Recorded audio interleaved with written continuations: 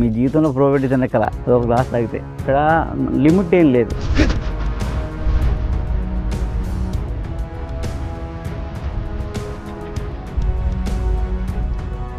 తంచిడి పూలు, పచ్చి బఠానీ కూర, సామాన్లోనే నిమ్మకాయ రసంతో పులిహోర. ఇది సుగంధి చారు.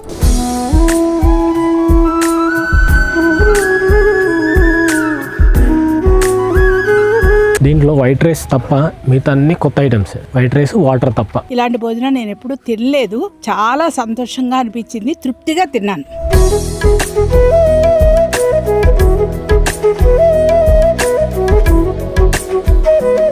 జబ్బు రాకుండా ఎలా ఉండాలో పెట్టింది ఆహారం. ఆహారం అనే ఔషధం.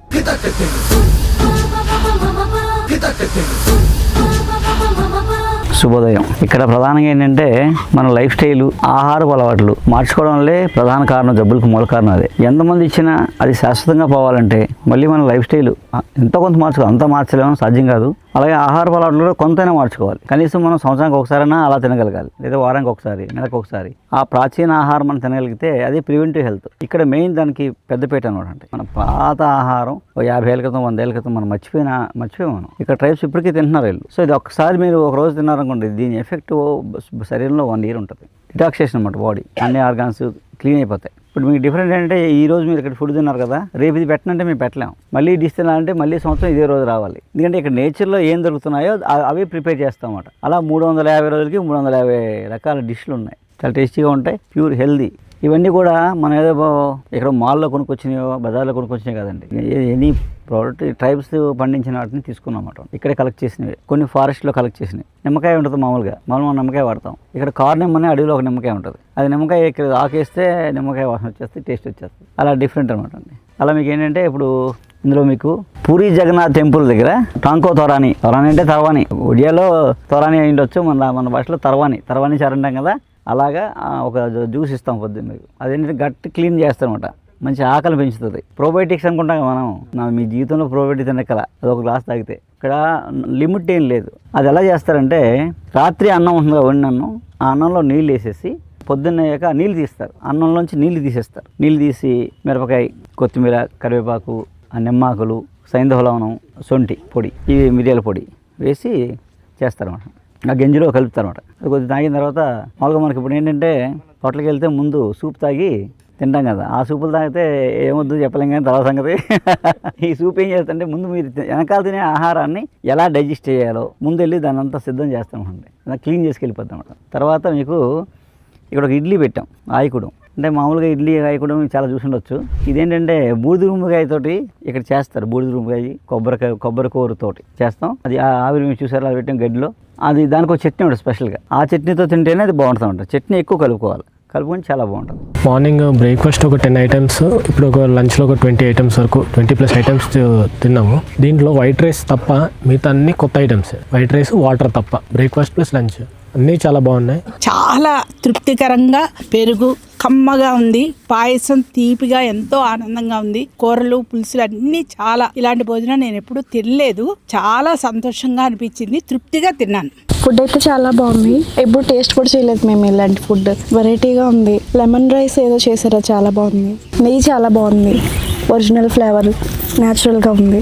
ఒరిగిల అన్నం, ఇది ఒరిగిలతో అన్నం వండి రాత్రి తోడుపెట్టేసి ఉల్లిపాయ ముక్కలు ఇవన్నీ వేసామంటుంది. వేసి కొంచెం సాల్ట్ వేసి చేసాం. దీనికి కూడా కావాలని చట్నీ వేసుకోవచ్చు. యాక్చువల్లీ చట్నీ దానికోసం అంతే. ఇడ్లీ, చట్నీ, ఉరిగిల అన్నం, ఆ సూపు మీకు ఇప్పుడు పెట్టే ఫుడ్ అన్నమాట. మెంతట్టు వస్తుంది. మెంతట్టు చెప్తాను, అది చిన్న ముక్కనండి. మామూలుగా అయితే ఎవరికైతే ఆడవారికి పీసీఓఎస్ లేకపోతే మెచ్యూర్ అవ్వలేదు అన్న వాళ్ళకి ఒక 15 రోజులు పెట్టారనుకోండి మెచ్యూర్ అయిపోతుంది. మెంతటి పూర్వం పెట్టేవారు ఇళ్ళల్లో. పిల్లలకి ఆడవాళ్ళకి మెంతట్లు పెట్టేవారు. టీనేజ్ వచ్చిన టైంలో మెంతటి పెట్టేవారు. పెట్టడం వల్ల ఏంటంటే కరెక్ట్ టైంకి వాళ్ళు మెచ్యూర్ అయ్యేవారు. అలాగే పీరియడ్స్ రెగ్యులర్ అయ్యేవి. వాళ్ళకి నెలకు ఒకసారి పెట్టేవారు అనమాట. పెట్టడం వల్ల సైకిల్ సెట్ అయ్యేది అనమాట. హార్మోనల్ ఇన్బ్యాలెన్స్ ఉంటుంది మెంతటి తింటే.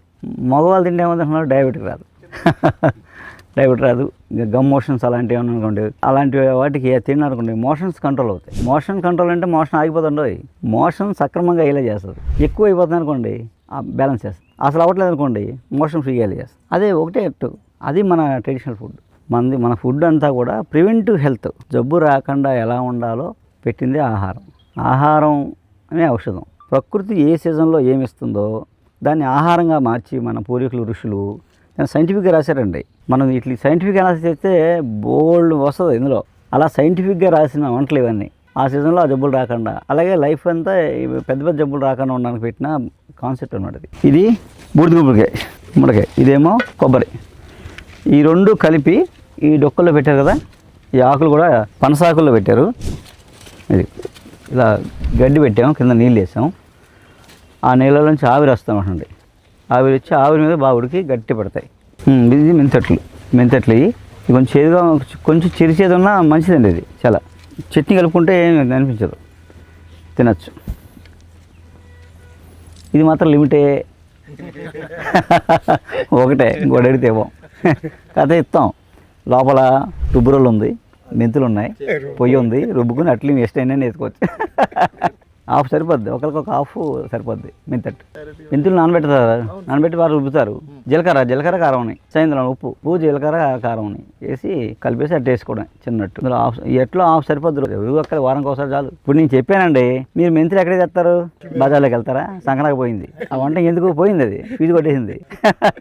ఇక్కడికి వచ్చి ఈ ట్రైబల్ పని మెంతులు తీసుకుని ఇక్కడ కారం తీసుకుని ఇది చేసుకోండి, అప్పుడు పని చేస్తుంది. నాకైతే భోజనం చాలా బాగా నచ్చింది. స్టార్టింగ్ పెట్టిన దుంపలేటి కానీ, బెల్లం రసం ఏంటి కానీ, స్వీట్ అయితే కానీ, ఇంకా పెరుగు అయితే కానీ అసలు అల్టిమేట్, చాలా బాగున్నాయి. ఇందులో వంక పెట్టాల్సిందంటే ఏం నాకు కనిపించలేదు.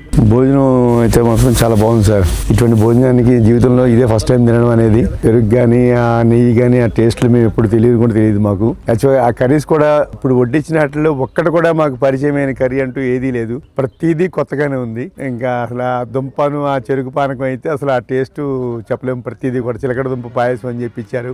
ప్రతిదీ అద్భుతం సార్. ఇక్కడ నాకైతే నేను తిన్నట్లో ఒక్కటి కూడా మేము ఇంటి దగ్గర చేసుకుని తిని అరగము. ఏ ఫుడ్ కూడా మాకు ఇంతవరకు పరిచయం లేదు ఇక్కడ ఉన్న ఫుడ్ ప్రతిదీ కూడా.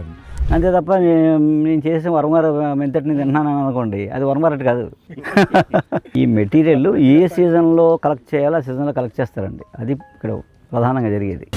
చూసారా, ఇది అన్నం నానబెట్టిన నీళ్ళు, దాంతో అల్లం, కొత్తిమీర, కరివేపాకు, నిమ్మాకులు వేసాం, ఒక కారు నిమ్మాకులు, నిమ్మకాయ. ఇది ఇచ్చే ముందు నిమ్మకాయ ముక్కలు కోసి అందులో వేస్తారు.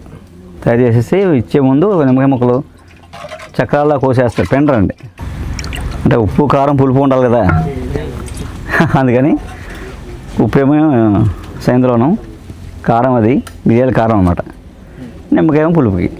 భయపడక నేను ఉన్నాను.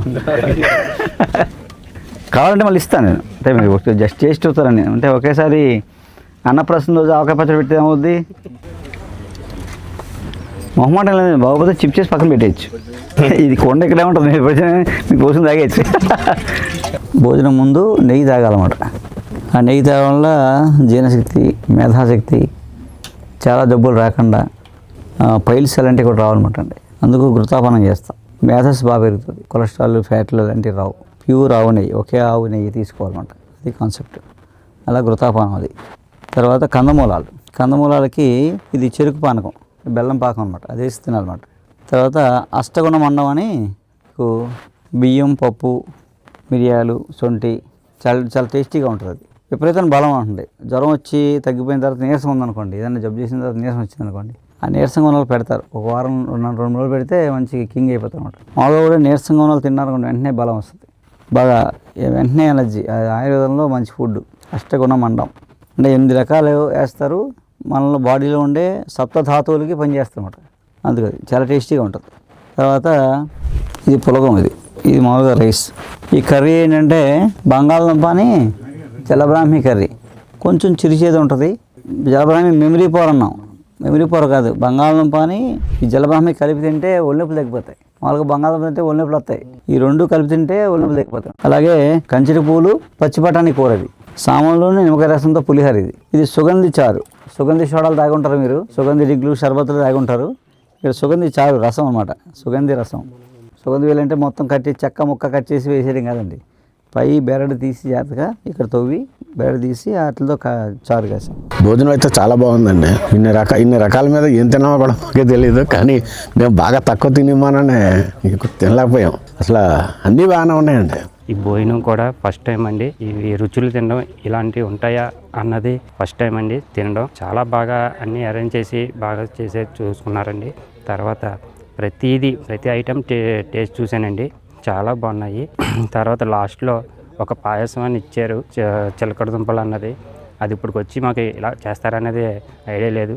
అది తిన్న తర్వాత కూడా చాలా బాగుంది. ఇది మజ్జిగ చారు, ఇందులో ఏ ముక్కలు ఉండవు. అలాగే పులుసుని మజ్జిగని తాలింపు పెడతాం. అలాగే ఇది మజ్జిగ పులుసు.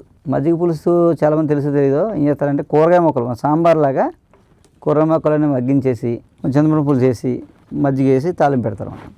అది మజ్జిగ పులుసు. అందులో అన్ని ముక్కలు ఉంటాయి. అది మల్టీవిటమిన్. అలాగే మీకు అల్సర్లు అయిపోతాయి. విటమిన్ B12 డెఫిషియన్సీ ఉండదు. ఇది నాటు ఆవు పెరుగు. ఇక్కడ తోడు పెట్టడం చాలా ఇయ్యం అనమాట అండి. ఇక్కడ చలికి తోడుకోదు. అందులోనే కొండలో వేసాం పాలు, అసలు తోడుకోదు. అందుకని తోడుకోవడానికి ఏం చేసాం, ఒక చెక్క పెట్టి పాతకాలం పెట్టి తెచ్చి ఈ కప్పుల్లో పోసి ఒక మెరుగు వేసాం. ఎండుమిర్చి కానీ మిర్చి కానీ తోడుకుపోద్దండి. చింతపండు పెక్క వేసినా తోడుకుపోద్ది. చింతపండు ఉంటుందా, చింతపండు ఇంత ఉండ వేసామనుకోండి పైన తోడుకుపోద్ది. ఎన్నిమిరగా వేసిన తోడుకుపోద్ది, పచ్చిమిరగా వేసిన తోడుకుపోద్ది. ఈ టెక్నిక్స్ అనమాట ఇక్కడ. మన గోశాల పాలు, ఆవు పాలు, చక్కటి ఆవు పాలు. నెయ్యి కూడా మనదే, మనం చేయించాం స్వచ్ఛమైన నెయ్యి. ఈ కాన్సెప్ట్ కోసం తెచ్చాం. చిలకడ దుంపతో పాయసం. అది చిలకడ దుంపతో పాయసం, స్వీట్ అనమాట. ఈ అరటిపళ్ళు చెప్పాను కదా, ఇక్కడ చాలా చాలా సాఫ్ట్గా ఉంటుంది, చాలా రుచిగా ఉంటుంది. బూడిద అరటి మందులు కానీ ఏమీ లేదు. వాటర్ ఫాల్ దగ్గర మొక్కలు మొలుస్తాయి. ఆ కాయలు కట్ చేసి తెచ్చుకుంటే గెలలు తెచ్చి మొగ్గేస్తాను అనమాట. తెచ్చి ఇలా గెల పెడితే అలా ముగ్గుతూ ఉంటుంది అనమాట. ఇది కిల్లి. భోజనం చేశాక కిల్లి ఎందుకు వేస్తారంటే తినదంతా జీర్ణం అయ్యి సక్రమంగా బాడీలో పనిచేయడం కోసం కిల్లి వేస్తారండి. భోజనం చేశాక చాలా ఉండిపోతాయి పళ్ళల్లో. అవి అలా ఉండిపోతే మళ్ళీ పొద్దునకి ఇది పాచిపోతాయి. కిల్లి నవ్వడం వల్ల అదంతా పోద్ది అనమాట. పళ్ళకి ఇన్ఫెక్షన్స్ రావు, పళ్ళు బలంగా ఉంటాయి, పంటి సమస్యలు రావు, పిప్పలు అలాంటివి రావు కిల్లి వేసుకోవాలి. ఇందులో ఏంటంటే విప్పి ఈ రెడ్ కలర్ మెతుకనే పువ్వు అండి. ఇక్కడ ఫ్లవర్. ఈ ఆకేమో గురువిందాకు, తీగ ఉండడానికి. జీలకర్ర వేసాం, యాంటీ షుగర్. ఇది గురువిందాకు యాంటీ షుగర్. తీగా ఉంటుంది కానీ షుగర్ పెరగదు. చాలా చోట్ల ఆ పొడిని స్వీట్గా వాడుకుంటున్నారు. ఇది లవంగం పెడతాం, నవలగలిగితే లవంగం తీసినవ్వండి. ఉలవల పచ్చడి. ఇది సరస్వతి ఆకు ఉలవల పచ్చడి. ఉలవలో సరస్వతి ఆకు పచ్చడి అన్నమాట. ఇది బాగుంటుంది, టేస్ట్ బాగానే ఉంటుంది. అది జలబ్రాహ్మి బంగాళదుంప కర్రీ అనమాట. అలా ఇప్పుడు మెనూ ఇది.